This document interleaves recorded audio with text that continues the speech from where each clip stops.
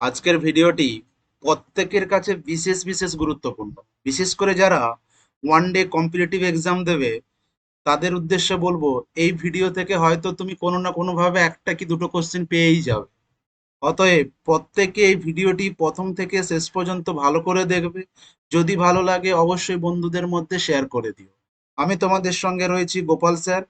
মূলত এই ভিডিওতে আলোচনা করব ভারতের বিভিন্ন শহরের পরিচিতি নিয়ে, বিশেষ করে তাদের বিভিন্ন উপনাম নিয়ে। দেখো, অমৃতসর, অমৃতসরকে বলা হয়ে থাকে স্বর্ণ শহর।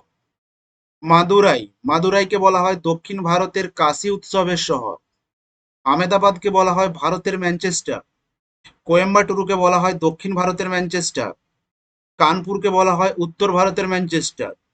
মুম্বাইকে বলা হয় ভারতের প্রবেশদ্বার, ভারতের হলিউড, মূলধনের রাজধানী, ভারতের ভেনিস। চেন্নাইকে বলা হয় দক্ষিণ ভারতের প্রবেশদ্বার ও সবুজ নগরী। শিলিগুড়িকে বলা হয় উত্তর পূর্ব ভারতের প্রবেশদ্বার। ক্যানিংকে বলা হয় সুন্দরবনের প্রবেশদ্বার। দার্জিলিংকে বলা হয় পাহাড়ের রানী। মুসৌরিকে বলা হয় পর্বতের রানী। পুনেকে বলা হয় দাক্ষিণাত্যের রানী। কোচিকে বলা হয় আরব সাগরের রানী। কলকাতাকে বলা হয় প্রাসাদ নগরী। হাওড়াকে বলা হয় ভারতের গ্লাসগো ও বলা হয় ভারতের শেফিল্ড। বর্ধমানকে বলা হয় পশ্চিমবঙ্গের ধানভান্ডার। দুর্গাপুরকে বলা হয় পশ্চিমবঙ্গের রাঢ়। নবদ্বীপকে বলা হয় ভারতের অক্সফোর্ড। আলেপ্পিকে বলা হয় প্রাচ্যের ভেনিস। বারাণসীকে বলা হয় মন্দিরের শহর। সুরাটকে বলা হয় ভারতের মক্কা। জয়পুরকে বলা হয় গোলাপি শহর, ভারতের প্যারিসও বলা হয়। কাশ্মীরকে বলা হয় ভূস্বর্গ বা ভারতের সুইজারল্যান্ডও বলা হয়। কেরালাকে বলা হয় ভারতের মশলা বাগান। পাঞ্জাবকে বলা হয় পঞ্চনদের দেশ। জামশেদপুরকে বলা হয় ভারতের স্টিল সিটি ও ভারতের পিটসবার্গ।